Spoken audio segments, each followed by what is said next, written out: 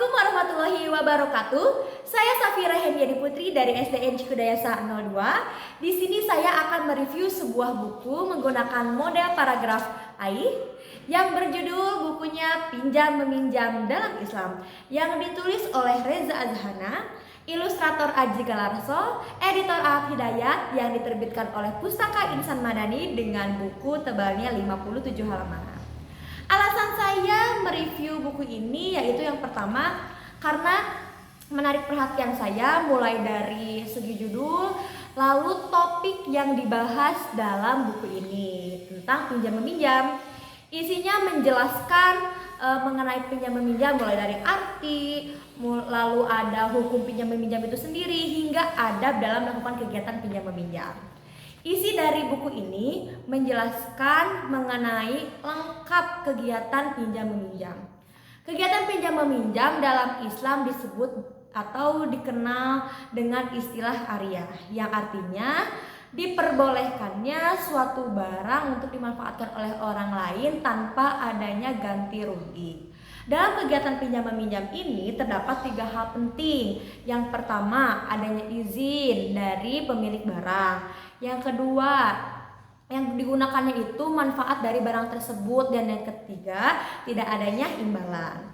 Nah, kegiatan pinjam meminjam ini di dalam Islam hukumnya itu bisa jadi sunnah, bisa jadi wajib, ataupun bahkan bisa jadi haram. Hal itu sesuai atau disesuaikan tergantung bagaimana tujuan dan kondisinya.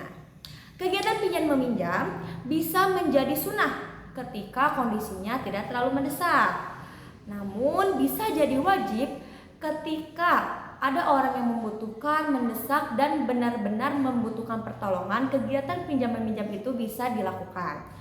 Namun kegiatan pinjam meminjam ini juga dalam Islam bisa dijadikan hukumnya haram ketika kegiatan pinjam meminjam itu merugikan orang lain atau merugikan satu pihak ataupun merugikan lingkungan sekitar. Begitu lengkap hukum dari pinjam meminjam ini diatur dalam Islam.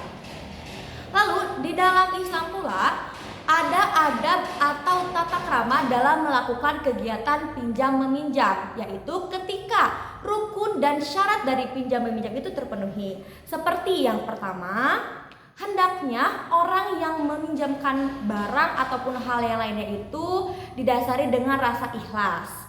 Lalu yang kedua, hendaknya orang yang hendak meminjamkan itu menjaga lisannya, menjaga ucapannya agar tidak menyinggung pihak peminjam. Lalu yang ketiga, dalam melakukan pinjam meminjam juga harus adanya akad yang disaksikan sebaiknya oleh 2 orang. Dan yang terakhir, hendaknya kegiatan pinjam meminjam ini didasari oleh adanya kebutuhan. Lalu diniatkan juga untuk mengembalikan barang ataupun hal yang kita pinjam. Nah, hikmah dari buku pinjam meminjam dalam Islam ini mengajarkan pada kita bahwa ternyata dalam kegiatan pinjam meminjam itu terdapat rukun dan syarat yang harus dipenuhi agar kegiatan pinjam meminjam itu tidak merugikan salah satu pihak. Juga jangan lupa kita harus beradab, kita harus mempunyai tata krama, kita harus mempunyai adab dalam melakukan kegiatan pinjam meminjam.